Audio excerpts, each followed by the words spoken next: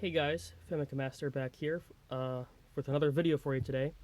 This is going to be a little bit of a different video from what I normally make, which is normally random garbage, but this is a little bit more planned out, or was at least. We'll see how it goes. I was on eBay searching for a computer for an upcoming video that I'm planning about, and I'll just point on here, the history or not the history, but the evolution of early 2000s Dell notebooks. And this one right here is my restored Inspiron 1100. Sorry about the squeakiness, that's my chair. But this is my almost like new Inspiron 1100. In fact, the battery holds a charge, it works perfectly, it's all clean. And in fact, I have a second battery that also holds a charge, and sitting somewhere off in the background that you can't see is a third battery that also holds a charge. So this computer is in great shape. I also have a 5150 that's in similar condition. It's really great. It uses the same battery, so that's kind of where I'm getting them from. And I have a 5160 that sort of works right now. I'm working on that in the background. I'm looking for an 1150 and I'm looking for a 5100, so I guess if someone sees this and has one, leave me a comment, shoot me a message, something like that. Maybe we can work something out with that. But and I also got my PA9 charger, the high-speed 90-watt charger that was optional with this model and required for the 5100. But of course, I also have mint condition PA6s, which don't have the fraying that they all have. Like here, I've got a couple sitting around. They all fray on the end like this. Every last one of them frays, unless they're pretty much brand new like this one. But the subject of today's video, or the first of two, is this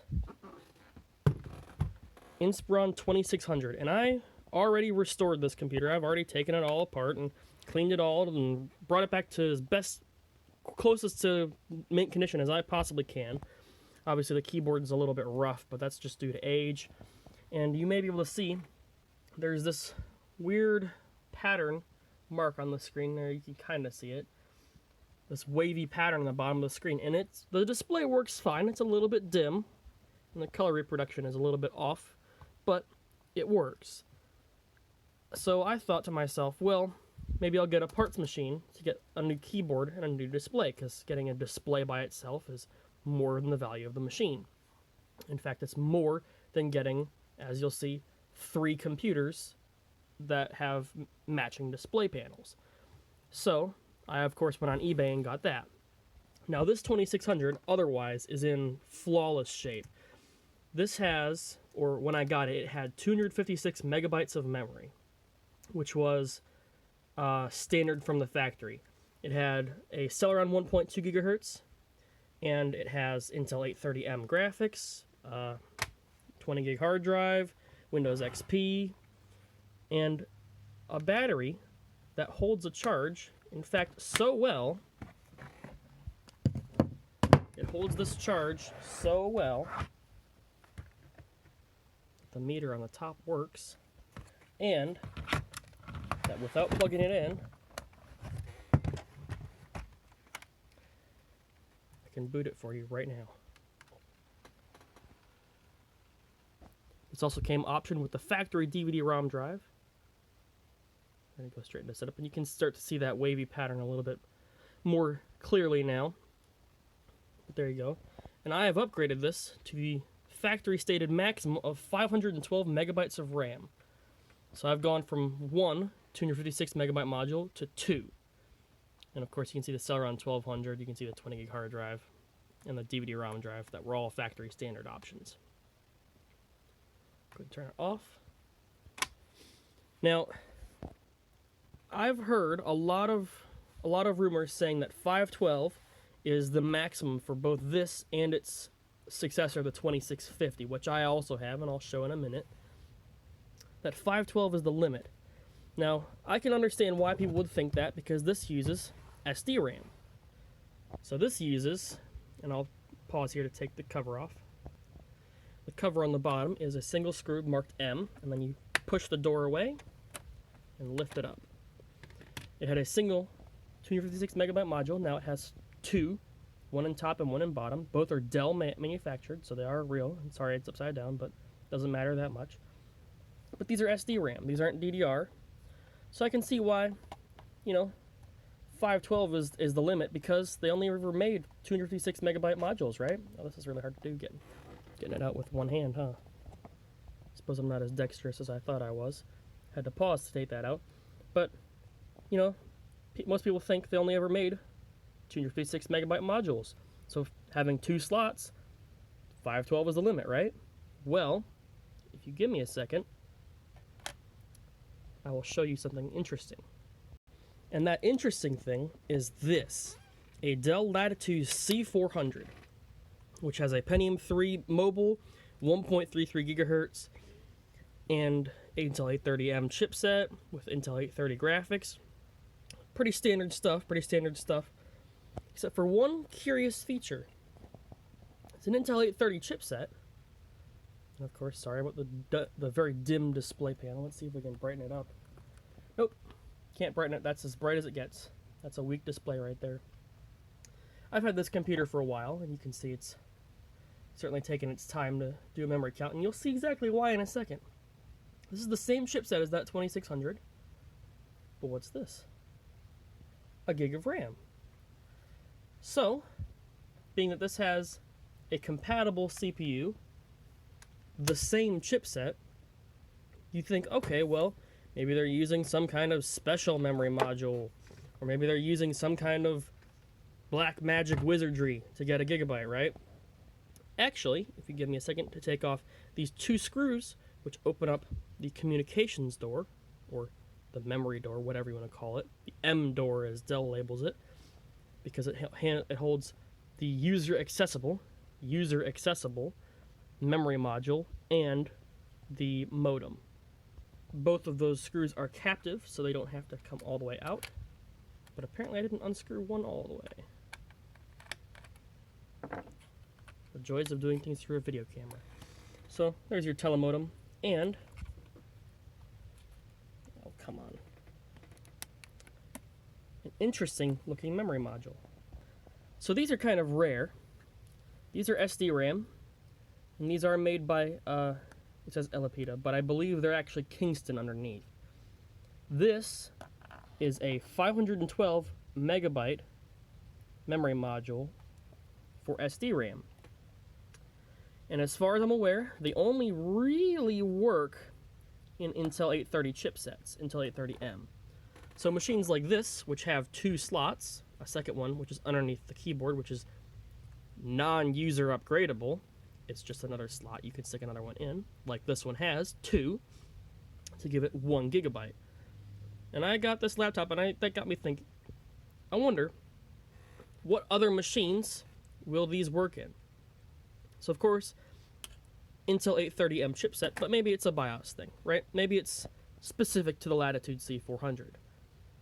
Well, let's stick it in another machine and see what happens. So first of all, you have to remove the battery, and of course, I removed the first module from the M door, and we'll set it aside for now. The second module is underneath the keyboard right about here, and that requires a flathead screwdriver to pry up this. And you're going to want to be careful, because the only way to do that, as far as I'm aware, is to use these little marks right here, which is where the clips are, and pry up, which means that you are putting a lot of force on this keyboard, so be very careful when you're doing this. You don't want to break your keys, or, God forbid, the nice looking bezel. And like I said, you want to be careful, because even on mine, which is nice, you can see how chewed up it is from being opened and closed so many times. Now, this is where power switch, keyboard lights, system lights, and the quick set button are, as well as the display connector and the wireless antennas. But those aren't what we're interested in. There are 4 screws and a plastic holding tab, which come out, and the keyboard lifts up and you unplug it. So we'll come back when the screws are out. Once those 4 screws are out, you want to lift it up and pull it out a bit, because you can see there's tabs that go underneath the case. And you can fold it over like this and work on it like that, which is what I'll be doing. But I recommend unplugging it because that makes it a little bit easier to get this EMI shield off. It also acts as a heat spreader. At this point, you can also access the PCI card, or mini PCI slot, for the Wi-Fi card, which is convenient. You can access the fan, you can access the CMOS battery, and this CPU is non-removable, actually. But the other memory module, you can start to see it right under here. Now that EMI shield is held in by 6 screws, and all 6 of those screws, plus the 4 that hold the keyboard in, are all the same, so you don't have to worry about mixing them up. In fact, they're even colored the same, so it doesn't even matter. But you can lift it out, and of course it just disconnected the keyboard anyways for me. It doesn't matter that much. And there you can see the chipset, the soldered CPU, and our precious RAM module, which we'll pull out, and I will show you, come back to you in a second when this is all said and done. Be careful to note, these have this EMI shield acts as a heatsink. There are thermal pads on this, so you do want to screw it down all the way every time with all the screws, and you do want to make sure it's lined up, otherwise you could get a couple little heat problems. And this laptop already runs quite hot, and the memory modules, which also run very hot, that does not help. So you really want to make sure this is correct, and in fact, these are actually new thermal pads. I would recommend replacing them in yours if you have one. I would also recommend putting grease on the CPU. Lithium grease, or not lithium grease, thermal compound. Duh, I'm stupid, don't take my advice. Whoa, we've jumped back to the 2600 here. So, the first things first, make sure it's unplugged, and for God's sake, it takes 2 seconds. Pull the battery. It doesn't take that much effort. Even if it doesn't hold a charge, still, it's good practice. Don't ever leave it plugged in. You're gonna break something. That's just asking for trouble. With that out of the way, you want to flip it over to the back. Yes, the back. Which there are 2 screws which hold the hinge covers on. Now, Dell changed this for the later designs, like the 1100 here, which have just plastic clips, which makes them easier. But in this case, you do have to remove those 2 screws to get that off, or you will break it. Believe me, you will. Now, once those 2 screws are removed, you want to open the lid as far as you can, and you want to pry. They even give you a nice little spot to do it, right on the edge, and it comes right off. That simple. And then under here, there are, well, you can't take the display off right now. You can take this out, the little, I don't know what you call this, system interface board, I guess. It has the lid switch, it has a space for a microphone that was never put here, it has a space for 3 more quick set buttons, which I wish they had. It has the power button, it has 1 quick set button, and it has the 3 keyboard lights. This is held in by 2 screws, it lifts up, and then there is a ribbon cable underneath it. But let me tell you, that is a hell of a job to try and plug that cable back in without doing further disassembly, so I wouldn't recommend doing it that way. You can also get access to the hinge screws if you need to tighten them. Sometimes it's as simple as that for fixing loose hinges. This actually has a nice rock-solid hinge as far as these computers are concerned. Now, the keyboard screws on this are different. They're silver. They match the system interface screws, but they don't match any of the other screws in the entire computer. You do have to keep these separate, and they don't go in any particular order, but you do have to keep them separate. Now, once you remove these 4 screws, the laptop, or the keyboard moves forward and lifts up, and it unplugs with a little disconnect. I'll come back when I've done that. So once the keyboard is up, and when you're disconnecting this, do be careful. It is not a ribbon disconnect in the traditional sense. It is actually a physical connector. So, and you want to be careful with that. Don't ever pull it by the ribbon. You want to pull it by the edges of this connector where you can. So it's a little bit tight in there, but believe me, you can do it. So try and do that. That'll keep that keyboard safe and working. Now from here, you can remove the rest of the display, which is 2 screws. Then this pulls up, which you do have to do to get this EMI shield off, which is stupid, and I hate that design. But it's 1, 2, 3, 4, 5 screws. So you have to remove this one, you have to remove the 2 holding this cable on, disconnect the cable, and then the 2 underneath that, which I'll show you in a second, which hold the video card in. Now do be careful. The EMI shield screws are long compared to the LCD connector cables short. And this, the best way to unplug this is to put your thumb under it, pull right up. And that keeps it safe. And you can see under there the 2 more screws that hold the EMI shield on. Once those screws are out, there's a nice tab up here. You lift up and pull out. And that's it. So there is the top memory module, the PC card slot, or PC card slot. You can actually change the CPU and the cooler right from here. Great, that's a great design. Here is the connector that goes all the way up to here, which is stupid. And the video card, which I don't know what this does, but it ain't a video card. It's Intel 830M, and this is really just looks like a riser to me because it's the same connector underneath. So the LCD could just plug in below, but I guess it doesn't for whatever reason. It's only 1 more screw to take this hole out, so it's not that bad. But I guess if this fails or for some reason, you can replace it fairly easily. And under here actually is a socket 479, I believe, is what it's called when they're a Pentium III class system like this. And Intel 830M chipset, and that's pretty much it. So we're going to pull this RAM module, and we're going to stick the Kingston module in and see what happens. Now, you never want to do what I'm about to do here, but I'm about to run the machine without its EMI shield, which is technically an FCC violation. I don't care. It's only going to be for a minute to test. And I've also connected this kind of haphazardly, and I've plugged it in so I can show you what it's like with one single 512 module, which should be fine because this computer supports up to 512 megabytes. So you get the nice booting screen. So that means that it is working, at least enough for BIOS to come up. Check something bad, well that's because the battery's dead. 502 megabytes of extended RAM passed. System memory, 512. So with one module, it has 512 now. So now we're going to stick the one on the bottom and see what happens. So now the second module is in the bottom, and just to prove it, you can see the top module, and it's kind of hard to lift it up and show you the second one. But it's plugged in, and we will now boot it with a gigabyte of memory installed. So will it boot at all? Of course it will. And more importantly, what will it see? 1014 megabytes RAM passed. Gigabyte installed. So yes, the Inspiron 2600 does support more than 512 megabytes of memory. This is definitive video proof that you can stick a gig of RAM into this machine and it will work. And I can get it to boot into Windows. I just don't have that much time left on the battery on my phone to show you that. But